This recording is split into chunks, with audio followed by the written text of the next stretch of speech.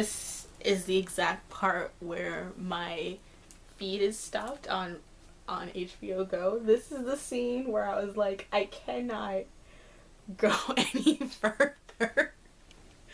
I was just like, as soon as this feed happened, I'm just like, okay, so mind you, I read the books, I already know what happens, so I'm gonna, as I'm watching the ending, because I haven't.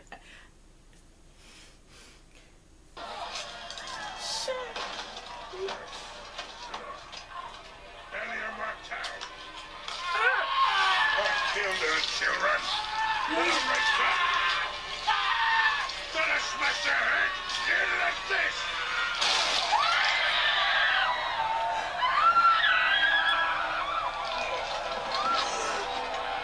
Fucking God, Cersei, you gonna try some.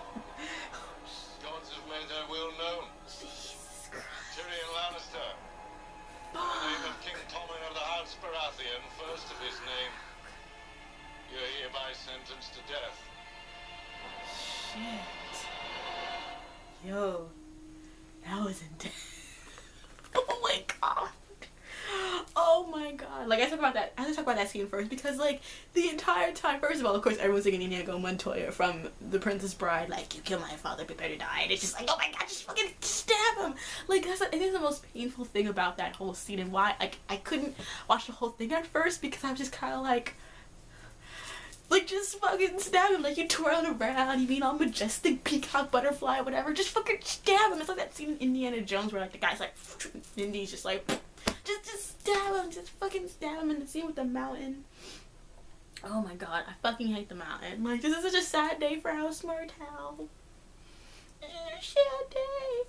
But, oh my God, like, it was worse than in the books. Like, in the books, I think that I kind of expected him to die, because we've learned in Game of Thrones that like just story-wise, of course he has to die, because if Tyrion just goes off free, where's the tension? Where's that gonna go? Like, he can't just, there would be no real movement if he just got off and then could just stay in King's Landing and be under Cersei and Tywin's thumb. But it's so much stressful because you can see it and you're just like, you know what's gonna happen, because he's like, I'm not gonna just kill him now. It's what every fucking Bond villain has done from the very beginning. Like, I could kill you right now, but I'm gonna monologue instead. And it's just like, I feel it. I know he wants to get vengeance for Arya, but just like, he died in front of his paramour, and like, he's got 8 children waiting at home, and like, this is not gonna improve relations between Dorne and Lannisters. And from a political standpoint, you know, Cersei's smiling, like, because like, there was a point where Cersei was like, if he wins, I would have shit on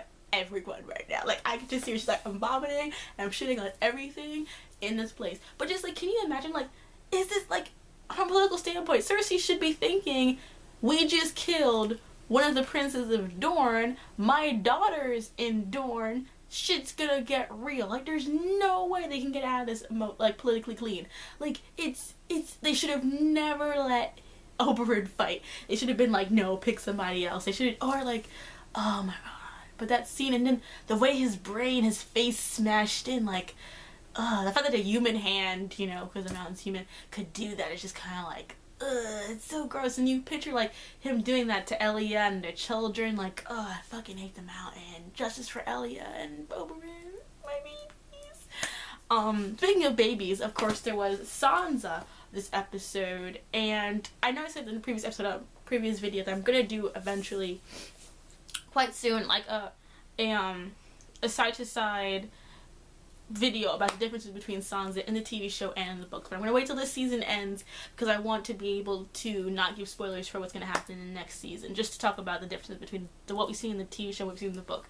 But I think that what has happened is that subtlety is not a word that the show knows, because like when Sansa comes out with her dress, she's just kind of like wearing this like really Regina Mills evil queen once upon a time dress. It's just kind of like, shall we go? Now mind you, I think it's fabulous, even though the dress is not that good, but it's Sansa, so I was like, this is great. But I just feel like the transformation is just so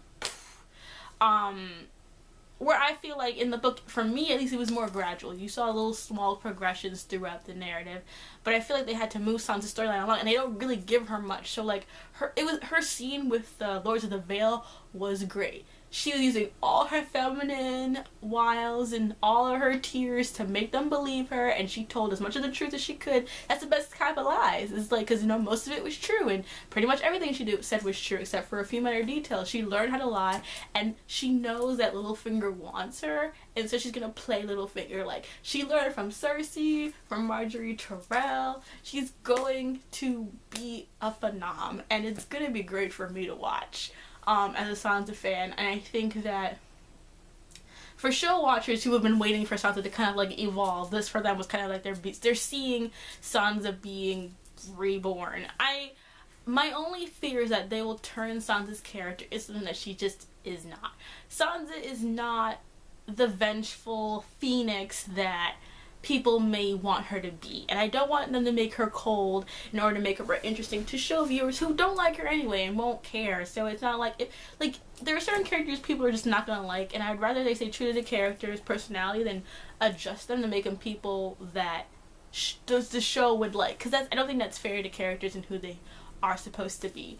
But I think it was really interesting, and I loved how when Littlefinger went to confront Sansa in her room, his voice got much raspier and much more accented. Like why couldn't I just let him be with his regular Irish accent? Like, he's already supposed to be foreign, he's from Bravo. So I like that touch because it kind of also brings to the fact that the nobles of the Vale, and for most of the people, the nobles in King's Landing are very sort of like upper crust, blue blood type people, and if they had properly portrayed Bravos as being like a mixed race place, it also would give it certain also reason to why Littlefinger is like the way. Not saying that he is mixed race, I'm just saying that Bravos is based on like freed slaves, so, you know, it's much more culturally diverse. And so it shows an impurity. He'd be like a Creole in that kind of sense. So I think that was really interesting. But yeah, his voice gets like so many octaves deeper when he's talking to Sansa with his pale Littlefinger voice. So that was kind of entertaining. With Arya, I think it was quite I love the parallels because, like, with Arya, her talking about how she wished she could have seen Joffrey die, talking with the Hound, and Sandor's neck is still bothering him from the bite because, you know, it hasn't been cauterized. And when they find out that Lady Lysa has died, and Sansa just breaks down and laughs. And I think, like, for some people it's like her being psychotic, but I think it's to her, it's just because, like, every time she gets close to being with family or being with loved ones, they die, and she just ends up being more and more orphaned. And I think that, you know, Sansa, Arya can't express herself in sort of the way that other people like if this happened to Sansa, she would cry. If it happens to Arya, she doesn't know how to really cry like that anymore. I don't really think we've seen her really emotionally cry since Ned died. At least from my running what I said, or like when she sees her family members die, that's when she cries. But with this, it's just like one more chance for freedom, to be saved, to be free, to finally be Arya Stark and not be this wandering child. And again, it's been taken from her, and she doesn't know how to cry like that, so she laughs because that's her only way of like getting out those emotions and those feelings. And I think it was really well done for Arya. Like, it was just a really great scene. The scene with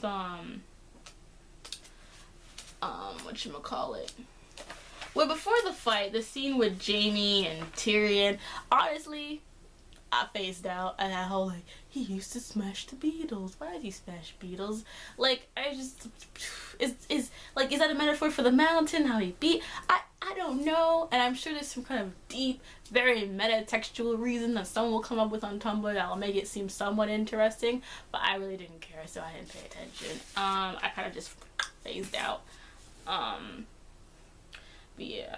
Next thing is, like, Alfie is brilliant as Tyrion. Him going to Moat Cailin, talking to the general, like, being Tyrion, but also, like, when he gets confronted, you know, reverting to his Reek phase, and then going to Ramsay, and then Ramsay going to Roose, and finally getting his last name proper. He gets to be a Bolton. He's no longer a Snow.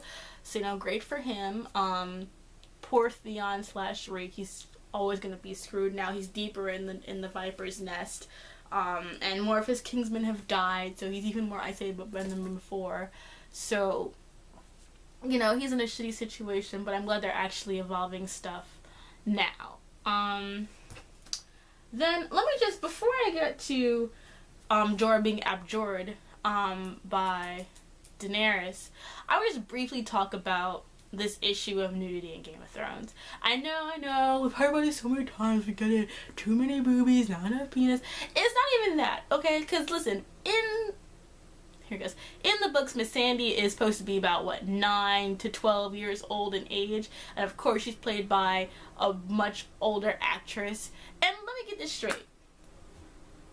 I love women. Women's bodies are gorgeous. Miss Sandy, as the adult, her body is beautiful. And honestly, in certain ways, the scene is much better shot and much more, you know, intimate and interesting to watch than a lot of other nude scenes. So aesthetically, I appreciate it. I appreciate her body. I think her body is beautiful. I thought that it was a very interesting scene, and the conversation that took place between the two of them was all really interesting and whatnot. But at the same time, it's like, I felt like, did you age up Miss Sandy just to do this? I mean, they've had great children actors on this scene, so there's no reason they could have gotten another one. I felt like everything about her character being this age has been to let her be in slightly revealing outfits so you can get a little extra boobage. Now for her to be naked, since, you know, Dany doesn't want to be naked as much anymore. I think Amelia Clark doesn't want to do that as much anymore. So this side romance, all this is done so that's why you age up her character. It was never about to give her more to do, because she usually does the same thing she does before, but now she gets to be naked and have a romance. And it's just very, very tacky. Like, I wish, like it would have been, I feel like also, it's not even about seeing penises, because they're unsullied, so they wouldn't have penises. But I think to visualize, have a visual for that would have been also very compelling, to add to the intimacy of the scene and to also show, like, you know, how their bodies have been changed. There's so many things you could do with that nudity to make it more interesting, that they just keep going to the same thing is very obnoxious. But then after Grey Worm sees Miss Sandy and is kind of hypnotized by her swag, she goes to Dany, and I was like, Dany, I saw her, and she's like, Dany was braiding Miss Sandy's hair, and I was like, oh, look at you, Dany, you still remember the Dothraki, back when your handmaidens taught you how to braid. Now you can pass it on and braid your little servant's hair. That was very cute. And then Dany's like, well, they can't really be into it because they don't got no, what'd she say? Did they take the stones and something else? Like, it was some really awkward mommy metaphor. But Miss Sandy didn't know, and so later on, Miss Sandy's up by the throne, and Grey Worm comes in and talks about how, like, he's not upset that he's unsullied and that he was castrated, because he got to be there when Dany freed the slaves. He got to be leader of the Unsullied, and he got to meet Miss Sandy. And so he's being very optimistic about his situation. And I think that their relationship is interesting, because it would be nice to see a relationship where, even though there are sexual feelings, that sex is not necessarily the goal, and that you can still have sex without penetration and that kind of stuff. I think that would be a really nice, interesting way of dealing with that right now. So I think it'll be interesting to see how they work out with that. I think that there could be a lot going on there. Yeah, so that's for the abjurement.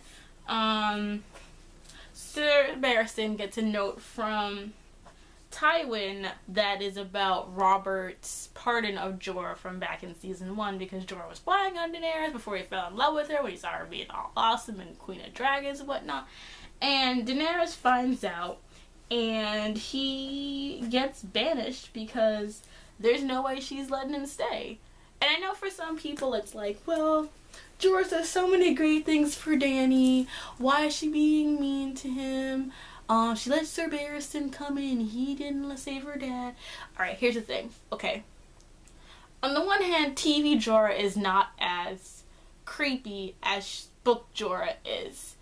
And that was a choice made by the writers to remove scenes where Jorah is much more forceful in his affection towards Dany, like trying to kiss her and all kinds of other stuff, much more intimately than it was in the show. Not that I don't think show Jorah is creepy, but he also is played a lot more sympathetically than he is in the book, and also he also is like sort of physically sort of more than Ian Glenn, who is kind of a babe. That doesn't take away the ickiness of him in any way. And so it's partly that they have written the character slightly different to make him more sympathetic, so that you feel bad about this. And I think that that's a flaw in the writing, because this is something with Shay. Like, you want to make these characters more sympathetic and more appealing to the audience, but then they still end up in these same places where their actions don't all gel together, and that becomes kind of frustrating. So, like, and the thing about Dany as well is that, like, they took away the prophecy from the House of the Undying, which told her that someone she trusted would betray her, which was Jorah. It ends into her whole anxiety about the prophecy, and just ended that if someone she trusted was close to her and was betraying her from, like I said, the very beginning.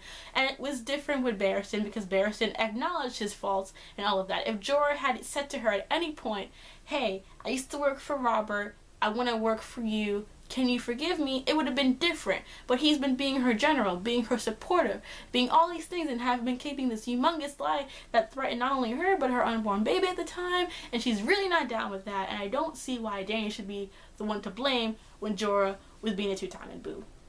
So, whatever, Jorah, don't feel bad for you. Maybe next time you should tell the truth, and if assuming that she's going to forgive you because she's got a soft heart. She don't give a shit about you like that. In the beginning, we get this scene with Jilly being harassed by one of the prostitutes at, the First Watch prostitute lair. I forget what it's called. I don't really pay attention to the North. But, Ygritte comes in, and she is just killing people. And I think it's funny because, like, I think there was a point where you kind of forgot that the Wildlings were the bad guys, because they brought in, you know, the Thin, which are even better, and they're cannibals. But Ygritte was just killing. She was just like stab, stab, stab, stab. Stab, like, she went hardcore. Which I think is, like, that's who she is. I think that's what's so great about Game of Thrones. The characters are not just black, they're not just white. They are great characters, they all have their own motivations, and yeah, sometimes they'll kill people, but you can still like them.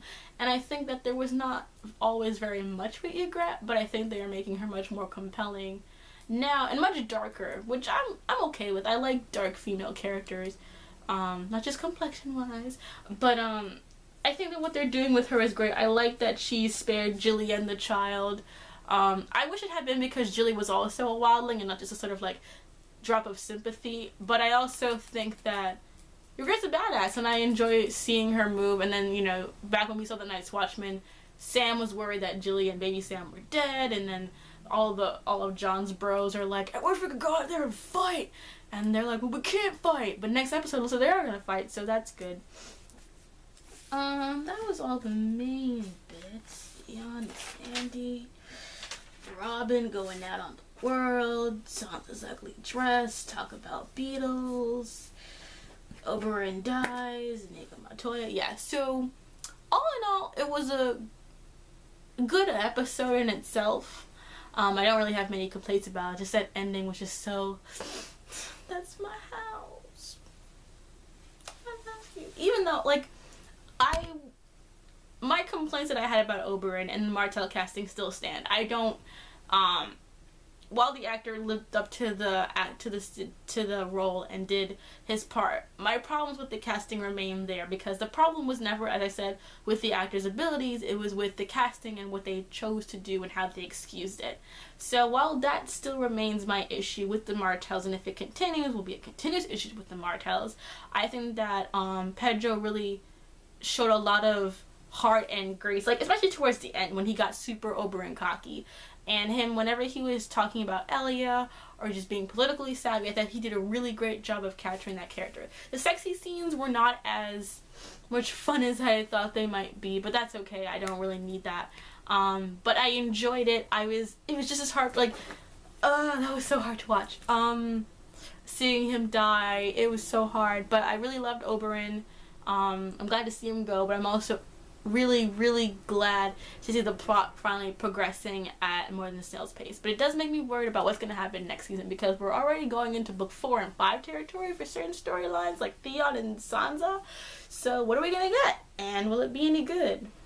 who knows? Besides, I mean, at this point, to be honest, I don't think that the books are so superior at this point that they could not be improved. I think that books 4 and 5 are when kind of the messiness of having a book series that should have been 3 being moved up to 7 comes into mind. And I don't think that I would... My problem is that I feel like D&D have not proven that their original plot lines can be as good as the plot lines that are already there. When it was the good books, you know, when books 1 through 3 are solid, even though I like 4, it has its issues. Those are the most solid texts of the series. 4 and 5, not so much. There's a lot of issues with timelines and what's going on and who gets which perspective and how they would move linearly when you don't see certain characters but other characters are here. So that's going to be an ordeal in itself. And since George R. R. Martin has not finished the 6th or 7th book yet, even though the writers may know the ending, it is debatable what exactly we're going to get in these next upcoming seasons. And the idea of the show spoiling the books does not necessarily bother me because I like spoilers and I don't really care because I don't think that I don't think the TV show can capture what the books would have because it hasn't besides season 1. You know, I don't think the show has proven that like it can just replace the TV. The TV show hasn't proven that it can replace the books in terms of telling the storyline for me. So I'm not worried that it will spoil things because I don't really think it can live up to what it will be when I read it. But my concern is that they will use their free range to do plot lines that add nothing to characterization or will end up having to be undone to fit canon later on. Like filler episodes of like anime, like, you know, all those annoying Naruto fillers. So I really would just, I know that they have to go for it and make up their own storylines. I just want them to be good. And I don't know if they can be yet because I don't know if they... Like, the original stuff hasn't been good to me, so we'll see what happens. I don't hate the idea, just, like, hopefully we can get some more writers now to kind of mix it up.